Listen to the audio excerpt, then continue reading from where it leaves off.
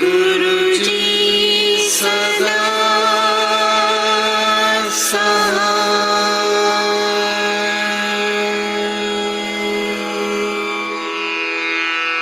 जय गुरु जी की।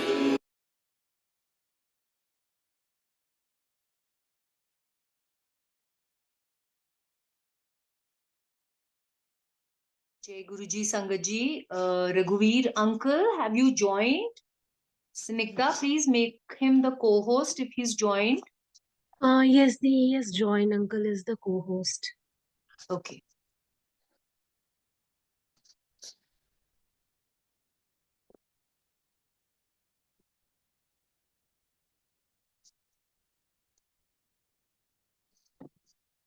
Namaste to Sarkaron ki Sarkar, Guruji Maharaj, and a very warm welcome to Guru Rupi Sat Sangat. तू ही मेरी इबादत, तू ही मेरी इबादत का कर्मा, तू ही मेरी मंजिल, दिल की इबादतों में सबसे अच्छी इबादत दिल से भगवान का शुक्र अदा करना है। आज हमारे समक्ष गुरुजी ने फिर से रघुवीर अंकल जी को भेजा है, जिन्होंने कई वर्ष महाराज के साथ उनके पास बिताए। चलिए हम भी कुछ उन पलों को जी लें गुरुजी के साथ और अंकल के साथ, और अमृत रूपी संगत में डूब जाएं।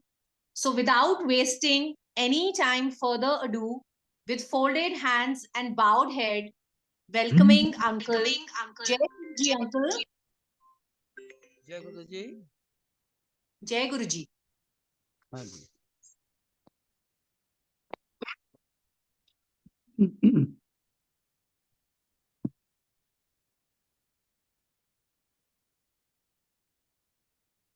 सारी संगत को जय गुरु जी।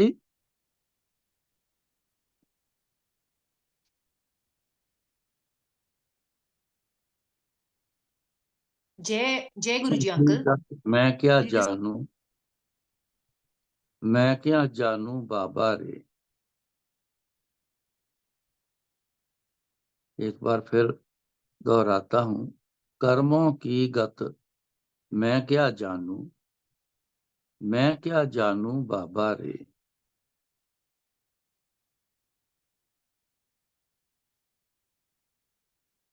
गुरु जी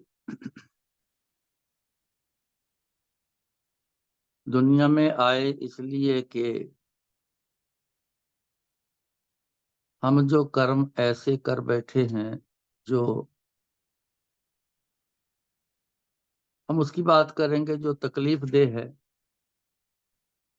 सुख बहुत मिल रहा है, जिसने जैसे कर्म किए हैं उसके मुताबिक सुख भी बड़ा मिला है। तो असल में हम इसलिए इस तरफ जाना चाहते हैं कि लोग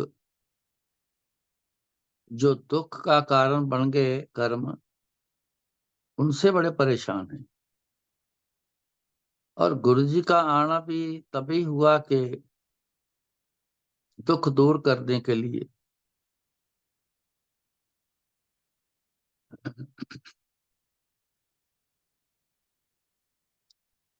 नाम भी रख देते हैं, दुख निवारण,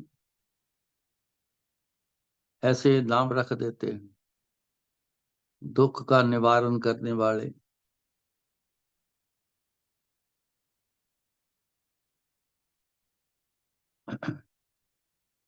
तो जो कर्म जो हैं, जब हम कर जाते हैं तो उसके बारे में जानकारी हमें नहीं होती।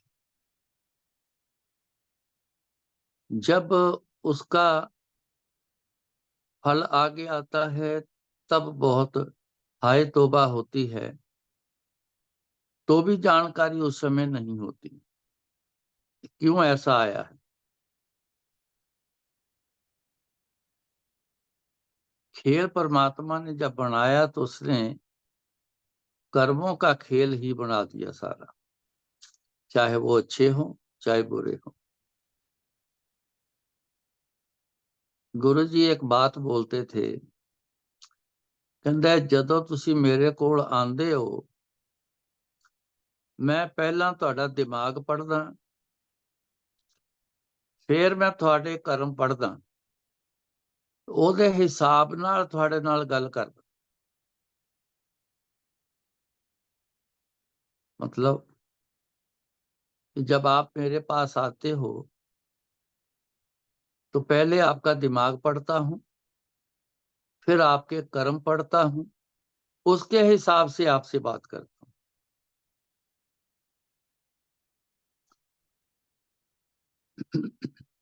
उन्होंने ये बात बोल के स्पष्ट कर दिया, क्लियर कर दिया, ये खेल कर्मों का है।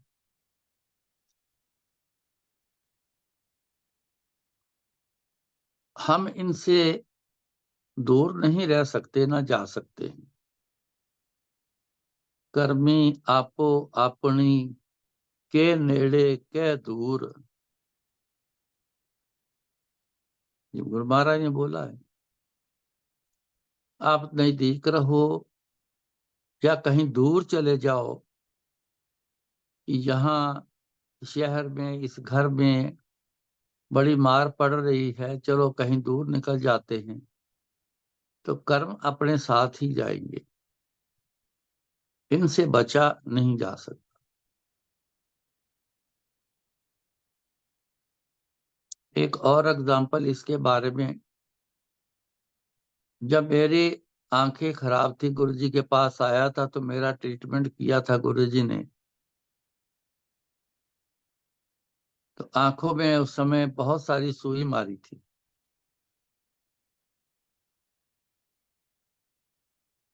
तो कुछ समय बाद गुरुजी ने मेरे से पूछा था कि तेरे को पता है मैंने तेरी आंखों में सुई क्यों मारी थी? मैंने बोला जी नहीं। अब ध्यान से सुनना उनकी बात। तो गुरुजी ये बोले, तेरे कर्मों में जितने आंखों में इंजेक्शन लगने रह गए थे,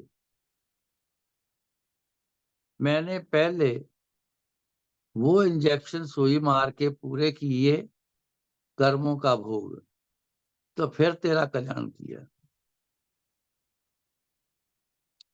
फिर सुन लो, तेरी आंखों में कर्मों के हिसाब से जितने इंजेक्शन आंखों में लगने रह गए थे, पहले मैं वो सुई मार के तेरे इंजेक्शन जितने रह गए थे पूरे किए और फिर तेरा कल्याण किया। कर्मों का भोग। आंखों में उतनी बहुत सारी सुई मारी थी मेरी आंखों में। तो कल्याण करने के लिए गुरुजी ने अपनी सारी उंगलियों में सुई मार के ब्लड निकाल के अपना तो मेरी आंखों में डाला था। तब गुरुजी ये सारे काम करके बोले थे, उठ जा तेरा कल्याण कर देता।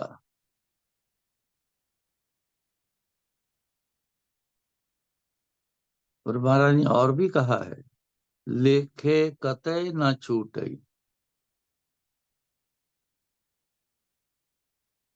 ये नहीं छूटते, ये अपना पूरा करेंगे कर्मों का भोग। बड़ा जरूरी है, इसके ऊपर थोड़ा ध्यान जरूर दें ताकि ऐसा काम ना हो जाए कि जिसकी वजह से आगे चल के हमें बहुत मार सहनी पड़े।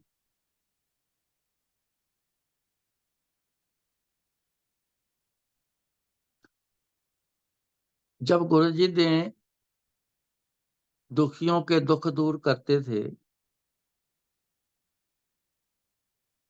हम लोग कहते थे हमें इस बात का दुख है, गुरुजी ठीक कर दो, तो वो ठीक कर देते थे। जब मौज आती थी तो हम बोलते थे हमारा दुख दूर हो गया। असल में गुरुजी कहते थे, जा तेरे कर्म माफ कर देते या तेरे कर्म बदल देते। अब सुख वाले कर्मों में तेरे को डाल दिए, कर्म बदल।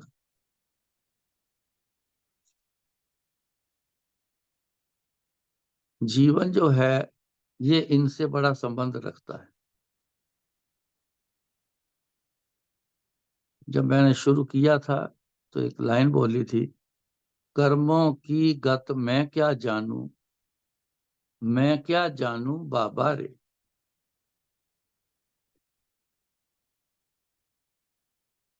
अब कर्मों की जो चाल चल पड़ी है,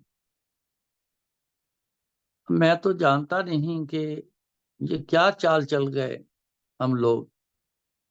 अब उसने कर्म भोग की क्या चाल चलाई है, कितने सुख में है कितने दुख में है, उसको कोई जानता नहीं है, पता नहीं चलता।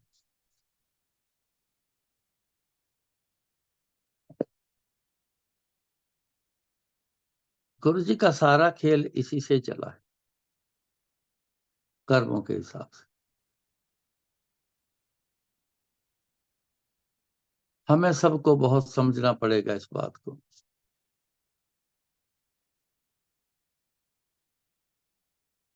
ना समझी बहुत महंगी पड़ती, क्योंकि हम जानते नहीं सही क्या है गलत क्या है।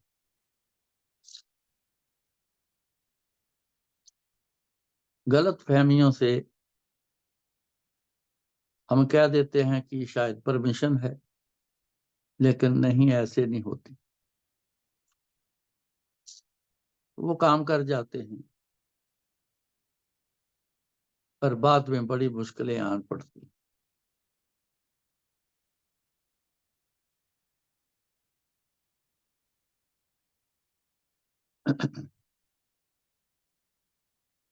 मेरी वाइफ की आंखें खराब हुई एक बार, कि वो रेटिना जो था उसका, एक आंख का पंचर हो गया।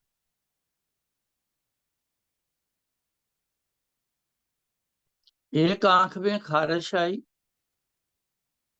तो वो खारिश करने लग गई उस आंख को। तो जब दूसरी आंख से टीवी देख रही थी, टीवी देखा तो उसको बड़ा टेढ़ा मेढ़ा टीवी नजर आया। वो घबरा गई, इस आंख से मेरे को टेलीविजन तो पता ही नहीं चलता है कि नहीं है, बड़ा टेढ़ा मेढ़ा सा, ऐसे जैसे उल्टे सीधे ब्रश मारे होते हैं किसी शीट पर। मेरे को उसने आवाज दी, कहने लगी कि ये देखो मेरी आंख, तुम्हें क्या हो गया है, मेरे को ऐसा दिख रहा है।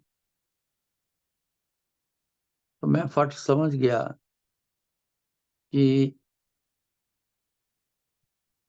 पीछे आंख में प्रॉब्लम आ गई।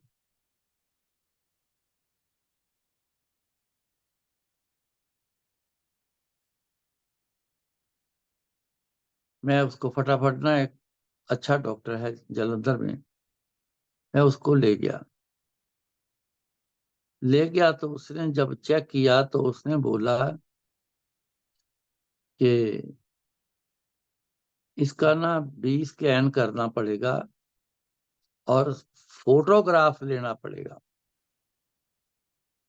तो जाके बात क्लियर होगी।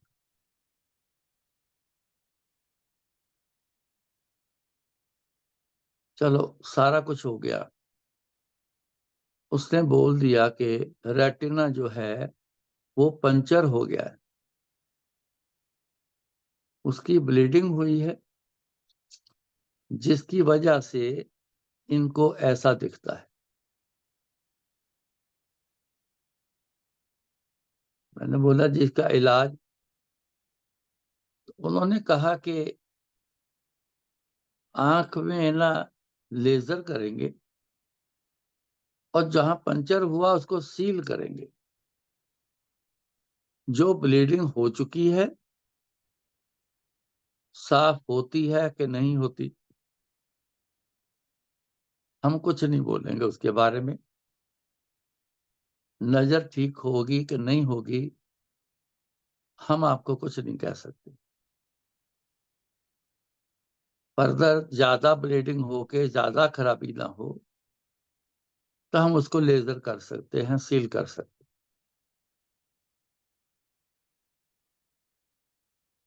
मैंने गुरुजी को पहले फोन किया, गुरुजी ऐसे ऐसे हुआ है।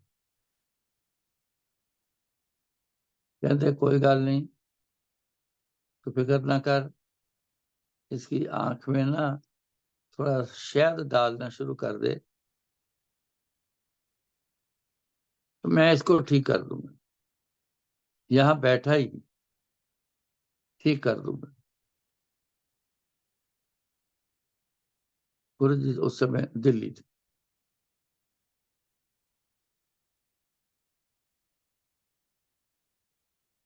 मैंने उनको, डॉक्टर साहब को बोला कि मैं विचार करके कल सवेरे आके बताऊंगा, क्योंकि गुरुजी परमिशन देंगे तो आगे चलेंगे हम।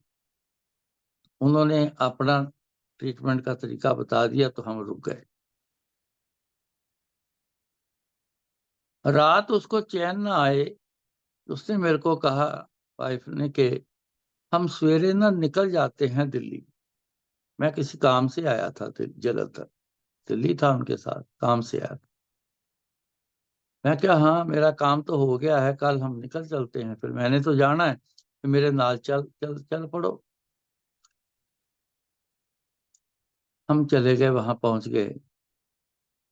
जैसे ही किचन में लड़के काम कर रहे थे, मेरे को देखा, गेट खोलना था, तो उन्होंने गुरुजी को रिपोर्ट किया कि सरदार जी आ गए हैं, और उनकी मैडम भी साथ आई है। तो गुरुजी ने हुक्म दिया कि इनको कार पोर्च में ही बिठाओ, वहां ही चाय पानी पिला दो। हमें एक 2 सीटर सोफा था, तो वहां बैठ गए हम। वहां पहले पानी आ गया, फिर चाय आ गई। तो मैं हंस रहा हूं, मैं कहा तू अच्छी साथ आई है, मेरे को बाहर बैठना पड़ गया। कुछ देर बाद फिर मैसेज आया गुरुजी का कि जो एंटर करते वरांडा है वहां बैठो। हम वहां बैठ गए।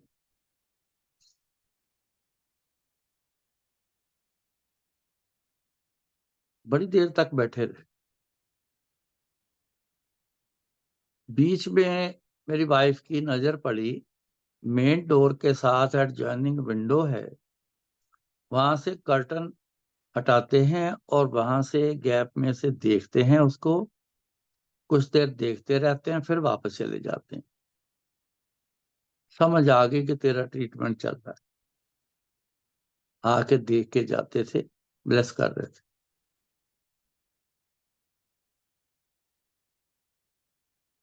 संगत आनी शुरू हो गई। अब किसी को अंदर जाने की परमिशन नहीं। सबको बोल दिया कि आज कोई अंदर नहीं आएगा, सारे बाहर ही रुको। पूरी की पूरी संगत सारी बाहर खड़ी रह गई। 8:30 के करीब मेन डोर की कुंडी खुली, दरवाजा खुला, तो सारे ही अंदर, हम भी साथ अंदर। गुरुजी उस दिन तैयार नहीं हुए।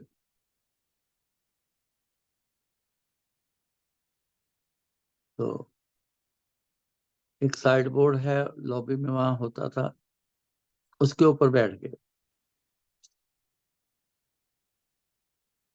गए तो कुछ नहीं, किसी से बातचीत नहीं करी। 2 4 5 मिनट में मेरे को इशारा किया,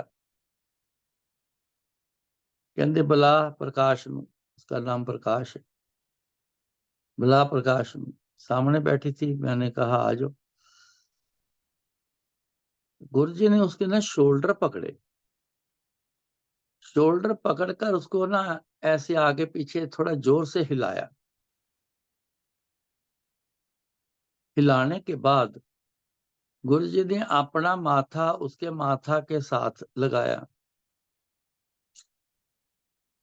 और गुरुजी फिर बोले, कहते तेरा कर्म बदल देते, या तेरा कल्याण कर दिता। तेरी इस अख दी भी नजर 6/6, जबकि रेटिना ऐसी पोजीशन में आ जाए तो कभी ठीक नहीं होती नजर।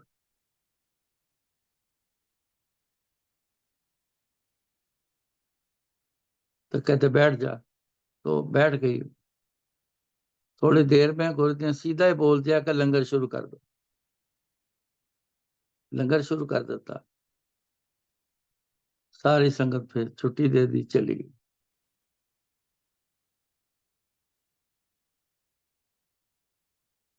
मैंने पूछा गुरु जी से, ये आंटी का क्या करना है?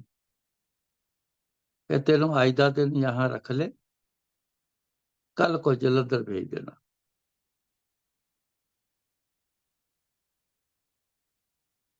चली गई जलंधर। 6वें दिन जाके उसने ये रिपोर्ट दी कि आज नजर जो है वो बिल्कुल ठीक है, हर चीज मेरे को उस आंख से क्लियर नजर आ रही। मतलब ये हुआ तो उसका विजन जो था 6/6 हो गया। अब जो बीच की बात जो है, नजर ठीक हो गई, खराब हुई, हम आए, गुरु ने कृपा कर दी, नजर ठीक हो गई, चलो, ये बात नहीं है कि इससे ही सारी बात कंप्लीट हो जाए, ऐसा नहीं। वो जो बीच की बात है, जो गुरुजी ने बोला कि तेरे कर्म ठीक कर देते या तेरी नजर ठीक कर देती, नजर 6/6। बात ये समझने वाली ये, क्यों ऐसे कर्म हो जाएं कि जिससे हमारे को एक दुख लग जाए। और कई बार तो कर्म रोग हो जाते हैं, वो तो कभी ठीक ही नहीं होते, कभी नहीं ठीक होते। ऐसा कर्मों का खेल गुरुजी ठीक करने के लिए आए थे। मेन अपनी लाइफ में जो रोल है कर्मों का ही है, जिसको कभी ध्यान नहीं दिया।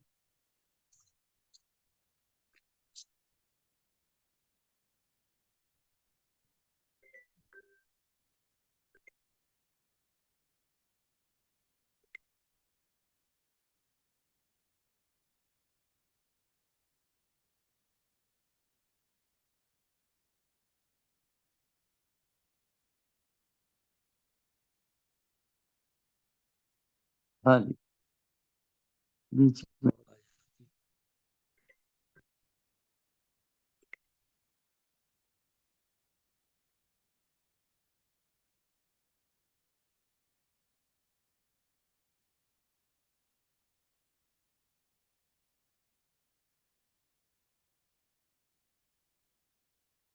एक और आपको सत्संग सुनाता हूँ अपने घर का ही।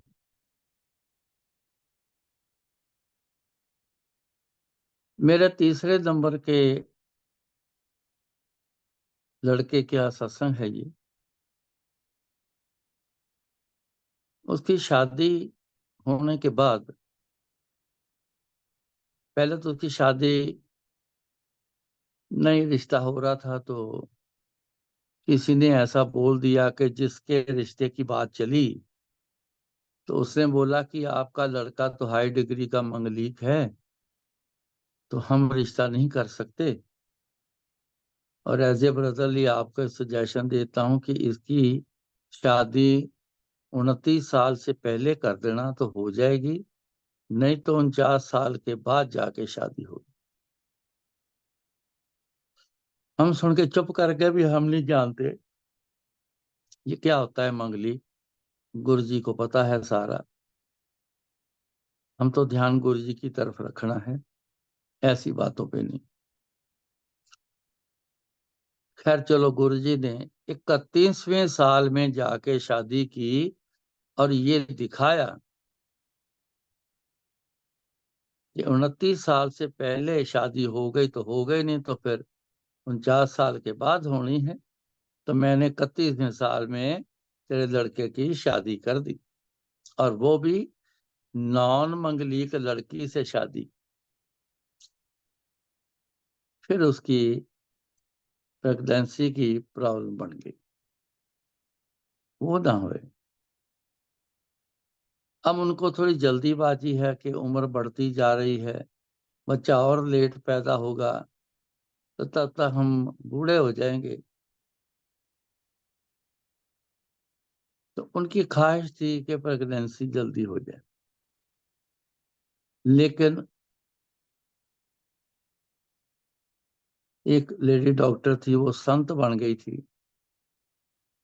हमारा मेल उससे हुआ तो उसने टेस्ट कुछ लिख दिए, बाकी सब ने बोला कोई बात नहीं, टेंशन ना करना, हो जाएगा। लेकिन उन्होंने टेस्ट लिख दिए जिसमें थायराइड का भी टेस्ट था। उसका T4 जो था, T3 जो था वो बड़ा हुआ था, उससे ये प्रॉब्लम होती। तो अब उन्होंने, डॉक्टर ने जिसको भी दिखाएं वो कहें जी कि आप प्रेगनेंसी की बात करते हो, हम आपको एडवाइस ये देंगे कि प्रेगनेंसी होनी नहीं चाहिए। इस थायराइड की प्रॉब्लम में बच्चे ज्यादा अबनॉर्मल पैदा होते, इसलिए प्रेगनेंसी ना हो अभी तो ज्यादा अच्छा है जी। कब तक? कि जब तक हम दवाई बंद करके, ट्रीटमेंट चलने के बाद दवाई बंद करके 1.5 साल तक हम देखेंगे थायराइड बढ़ा तो नहीं, तब तक। अब एक बार थायराइड हो जाते तो जल्दी ठीक नहीं होता, बड़ी मुश्किल आन पड़ी। जिस अगे जोर न चले तिस आगे कीचे अरदास, फिर ये काम करना पड़ता है। सबने अपनी अपनी तरफ से अरदास करी, मैंने भी करी। आपके पास गुरु जी क्या कमी है? सब कुछ है आपके पास, इनकी भी गोद भर दो। अरदास कर, कुछ दिन निकले तो उनको शंका हुई, तो घर में ही उन्होंने टेस्ट किया, प्रेगनेंसी टेस्ट, वो पॉजिटिव आ गया।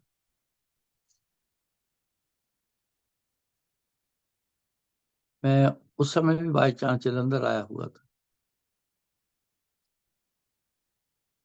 जब ये सुना तो सारे उदास हो गए कि जो काम नहीं होना चाहिए था वो तो हो गया, क्या करें अब। फिर अरदास की, मेरे को अपना पता, मैंने कहा कि गुरुजी हम कोई ऐसा इलीगल काम नहीं करेंगे, अब जो करोगे गुरुजी आप ही करना, अगर आपका दिया बच्चा है तो हमें सब कुछ मंजूर। ये अरदास करो। लेकिन प्रेगनेंसी जारी रही। 3 महीने बाद पहला अल्ट्रासाउंड हुआ, कहते जी बिल्कुल ठीक है। दूसरा हुआ, तीसरा हुआ, आगे चलते रहे। आखिर में जाके 9 मंथ में जाके भी 8 मंथ में चौथा हुआ। कहते एक अल्ट्रासाउंड 9 मंथ में और करेंगे, क्योंकि थायराइड वालों का एक ध्यान रखना पड़ता है कि जो इनका नाड़ू है वो श्रिंक तो नहीं कर रहा, थायराइड की वजह से करता है।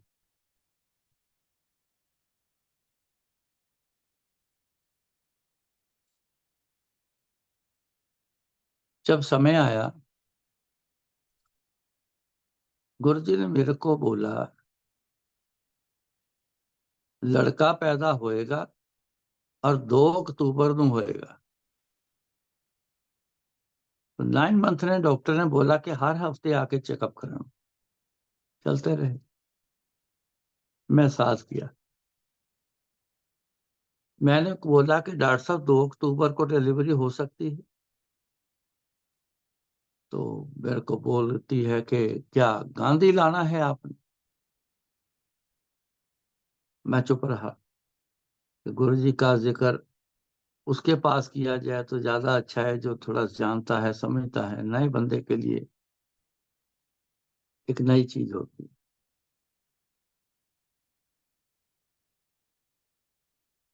नेक्स्ट वीक गए, चेकअप किया, कहते जी 4 दिन बाद आके चेकअप करा जाना। वापस आए, 1 घंटे बाद घर में बहुओं की औरों को भी भागदौड़ शुरू हो गई। तो पूछा गया क्या हुआ, तो कहते हैं कि गाड़ी में बैठो, हॉस्पिटल अभी लेके जाना है। मैं कहा अभी तो लेके आए हैं, दिखा के आए हैं, चेक कराया है। कहते गाड़ी में बैठो, रास्ते में बताते हैं। तो उन्होंने बोला कि वाटर बैग फट गया है, लीक कर गया है पानी, तो इनकी डिलीवरी होना है।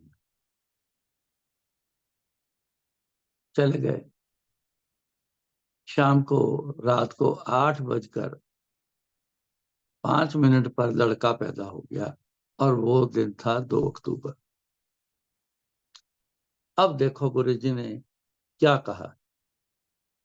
गुरुजी शरीर छोड़ चुके थे तब की बात। मेरा लड़का, जब बच्चा भी रूम में आ गया, बहू भी रूम में आ गई, सब अच्छा सेटल हो गए, तो वो जिसके लड़का पैदा हुआ वो बोला, कहने लगा, कहता है एक बात पूछ रही है डैडी, कोई बात समझ नहीं आई। मैं कहा बताओ। कहता करीबन 6 महीने पहले गुरुजी सपने में आए थे और आके मेरे को बोले, कहते तेरे कर्मां दे विच औलाद नहीं है। या फिर कर्म के वर्ड का इस्तेमाल हो, तेरे कर्मां दे विच औलाद नहीं है। ਜਿਹੜਾ ਮੁੰਡਾ ਤੇਰੀ ਮਾਂ ਨੂੰ ਦੇਣਾ ਸੀ, ਮੁੰਡਾ ਮਤਲਬ ਲੜਕਾ, ਜਿਹੜਾ ਮੁੰਡਾ ਤੇਰੀ ਮਾਂ ਨੂੰ ਦੇਣਾ ਸੀ ਉਹ ਤੈਨੂੰ ਦਿੱਤਾ। आउट ऑफ द वे गुरु जी को ये काम करना पड़ा। वैसे कर्मों में औलाद नहीं।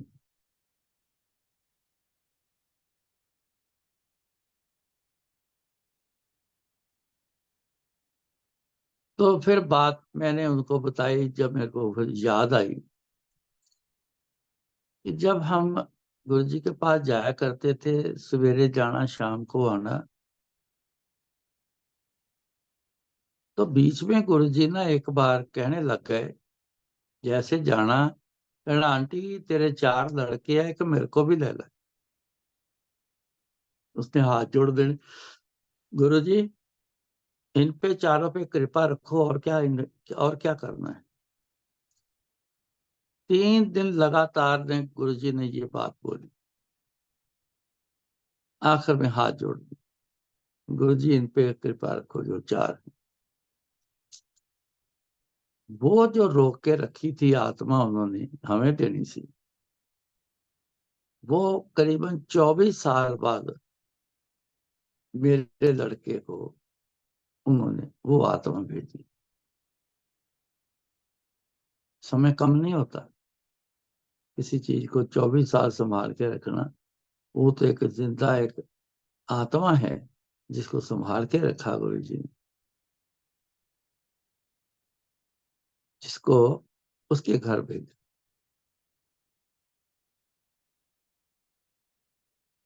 अब ये बात भी बताती है, कर्मों का खेल है। सो हमें इस बात में ना बहुत ख्याल रखना पड़ेगा कि ऐसे कर्म ना कर जाएं जिससे बाद में ऐसी प्रॉब्लम आती रहे। अब ये होगा कैसे,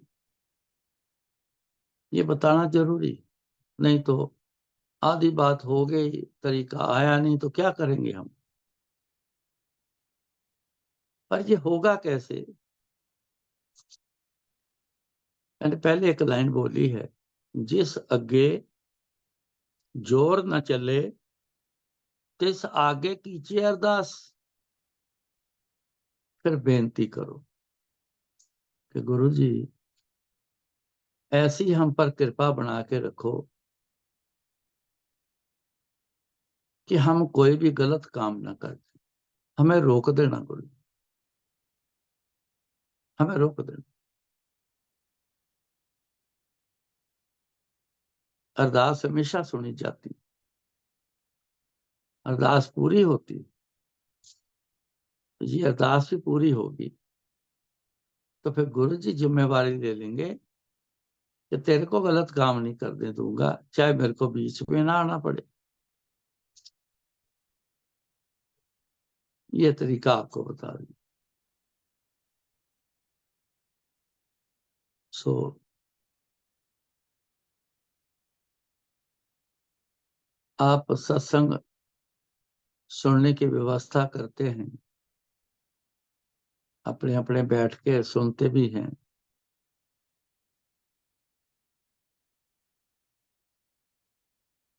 इसमें ही सब कुछ है जो आज सुना है कर्मों के बारे में, तो इसी में है सब कुछ। गुरु जी के सत्संग में ही सब कुछ निकला। सो गुरु जी भी कहते सी कोई भी काम करते हो ਉਹਦੇ ਵਿੱਚ ਮੈਨੂੰ याद रख के सारे काम करया करो, तो मैं ਤੁਹਾਨੂੰ कदी कोई गलती नहीं करन दियांगा। गलती का मतलब गलत कर्म नहीं करन दियांगा। ਤੁਸੀਂ ਕਿਤੇ ਜ਼ਬਰਦਸਤੀ भी कर रहे हो तो मैं खुद आके विच ਤੁਹਾਨੂੰ रोक दियांगा। यहाँ तक बोल गए। कौन आता है बीच में? सिर्फ गुरु आता है, और नहीं कोई आता। सो कर्मों की गत मैं क्या जानू बाबा रे, ये तो बाबा जानता है कि कर्मों की गत कैसी है। अब कैसे ठीक करना है वही ठीक भी करता है, जानता भी है फिर तो वो ठीक भी वही करता है। तुम्हारा कृपा करे आज इतना ही कबूल करना। सो जो सुना है उसको अपने जहन में रखना और याद करते रहना कि क्या खेल है ये कर्मों का, ताकि याद रहे और गलती ना करें, रुक जाएं उस काम में। तो गुरु जी को बोल दें, गुरु जी ऐसा कुछ समझ आ रहा है, आप कृपा करो, करना है कि नहीं करना है हमें समझ नहीं। तो अपने आप फिर वो गुरु जी फैसला करेंगे कि ऐसा कर्म करना है कि नहीं, आपके लिए अच्छा नहीं तो नहीं करने देंगे, अच्छा है तो बोलेंगे जरूर करो। तो अब मैं आज्ञा लेता हूँ, फिर मिलाएंगे, जो गुरु जी बुलाएंगे बोल देंगे। तो जय गुरु जी। जय गुरु जी अंकल, प्राणा गुरु जी महाराज। Thank you uncle. आज्ञा आज्ञा अंकल, आज्ञा संगत जी। Thank you, uncle. Thank you so much for sharing. Jai Guruji, uncle. जय गुरु जी, जय गुरु।